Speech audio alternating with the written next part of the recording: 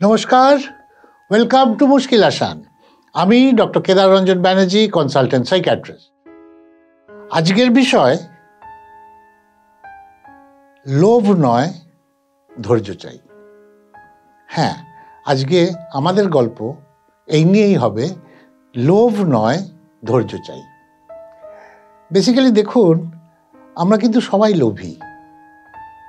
কেউ আমরা মানি, কেউ আমরা মানি না। আমরা জানি না আমাদের কতটা দরকার। যেমন ধরুন, আমি যদি একটা হাত পাতি, আমি এইটুকু পাবো, সঙ্গে সঙ্গে মনে হয় তাহলে দুটো হাত পাতি, এতটা পাবো। এটাই হচ্ছে লোভ। এবং এই লোভটা কিন্তু কোথায় রুখতে হয়, কোথায় থামতে হয়, এটা কিন্তু আমরা জানি না। এবং যারা জানে তাদের সংখ্যা কিন্তু খুব কম। আজকে এই যে আপনাদের সামনে এসেছি আমি, সত্যি কথা বলতে কি, আমারও লোভ আছে। হ্যাঁ, আমার লোভ আছে যে আমার একটা গাড়ি হলে ভালো হতো। এক সময় লোভ ছিল একটা বাড়ি হলে ভালো হতো। এক সময় ছিল যে একটা ভালো বউ হলে ভালো হতো। এটা কিন্তু লোভ। আপনি এটাকে চাহিদাও বলতে পারেন, কিন্তু আমি বলবো লোভ। যে ভালো ভালো জিনিসগুলো যেন আমি পাই, এবং সেটা যেন যত তাড়াতাড়ি পাই ততটাই আমাদের ভালো। এখান থেকেই আসে ধৈর্য। তার মানে লোভের সঙ্গে ধৈর্যর একটা কিন্তু রিলেশনশিপ আছে। এবার আপনি বলবেন যে লোভ তো আপনি বলছেন যে সবার আছে। আমি বললাম হ্যাঁ, লোভ কিন্তু সবার আছে, কিন্তু ধৈর্য সবার নাও থাকতে পারে। যে লোকটির লোভের সঙ্গে ধৈর্যের একটা রিলেশনশিপ মেনটেন করে, সে কিন্তু সবচেয়ে সুখী হয়। এবং আপনি ভেবে দেখুন, আপনার জীবনে আপনি যে জায়গায় ধৈর্য দেখিয়েছেন কোনো কিছু পাওয়ার জন্যে, বেশিরভাগ ক্ষেত্রে কিন্তু পেয়েছেন। হ্যাঁ, কিছু পাওয়ার জন্যে বললাম, কারণ সেটাই হচ্ছে লোভ। এটা যেন আমি পাই। অনেকে দেখবেন মোটর বাইকে যাচ্ছে, 3বার শনি ঠাকুরের মন্দিরে মাথা ঠুকে নিল, বা এমনও দেখেছি যে গাড়ি থামিয়ে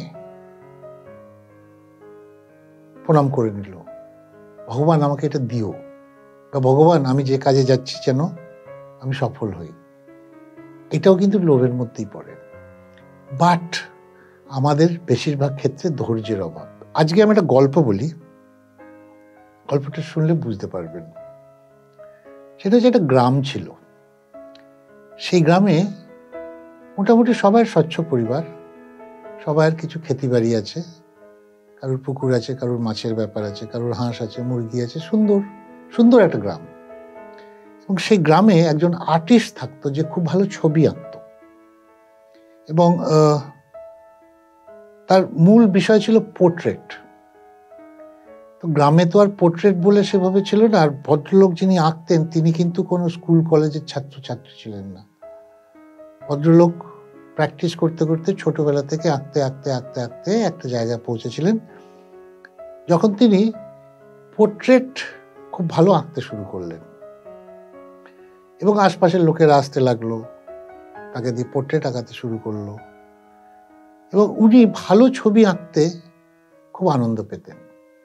এবং লোকেরা যখন বলতো, বাহ, এই ছবিটা তো সুন্দর হয়েছে, ওনার সেটাতেই সন্তুষ্টি ছিল।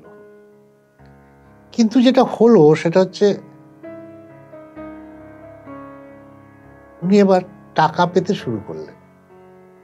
কারোর ছবিটা ভালো লাগলো, সে ওকে 100 টাকা দিল। কারোর ছবিটা ভালো লাগলো, সে 200 টাকা দিল।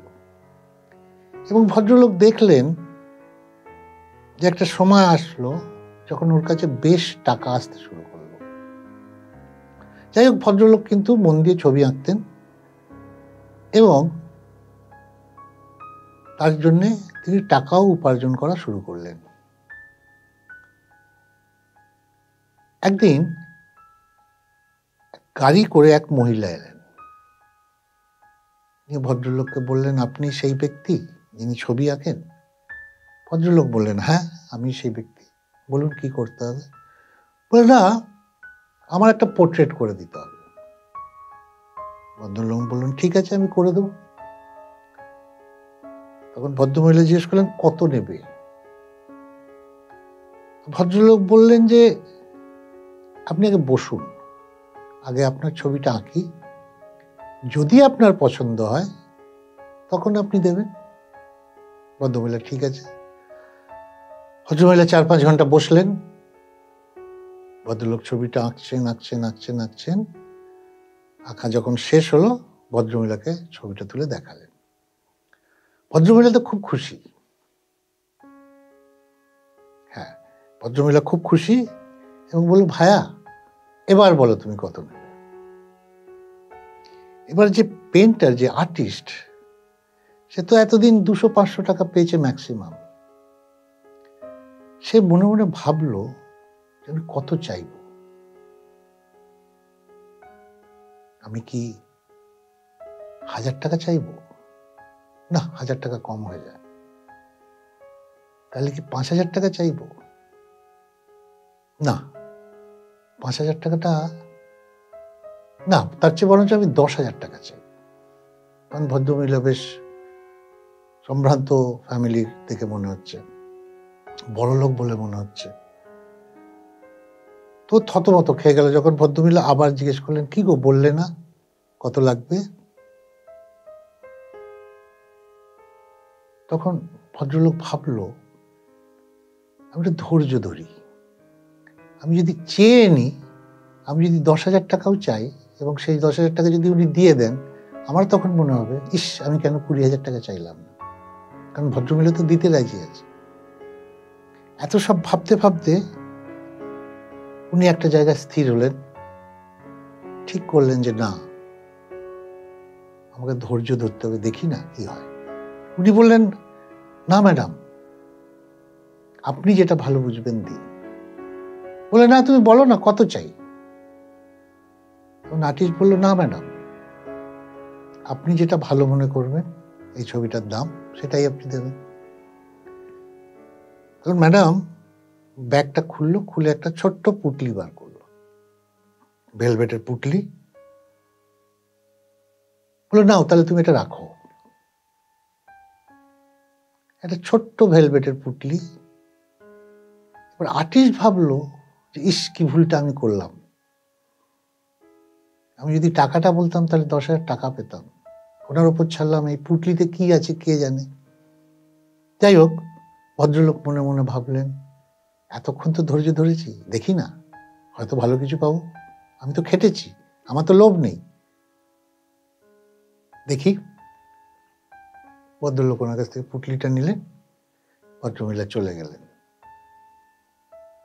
পুটলিটা খুলে দেখেন 5টা হীরের টুকরো, যার দাম হবে 5 থেকে 8 লাখ টাকা। হ্যাঁ, এই গল্পটা কেন বললাম আমি, সেটা হচ্ছে আমাদের ধৈর্যের খুব অভাব হয় এবং অনেক সময় আমরা মনে করি আমাদেরকে খুব চালাক এবং আমরা দুরুম দারাম ইম্পালসিভলি কথা বলে ফেলি। আজকে ভদ্রলোকের কাছে 500 টাকা, সেখান থেকে 1000 টাকা, সেখান থেকে 5,000 টাকা, সেখান থেকে 10,000 টাকা ওয়াজ হিজ লিমিট।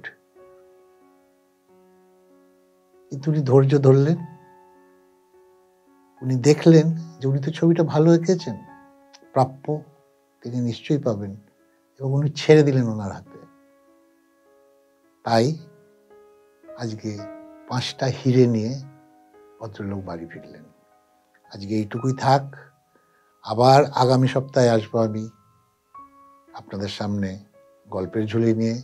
যদি আপনাদের ভালো লাগে কাইন্ডলি লাইক দেখবেন, পারলে শেয়ার করবেন, আর যারা নতুন তারা কিন্তু সাবস্ক্রাইব করতে ভুলবেন না। আজকে এইটুকুই থাক, নমস্কার।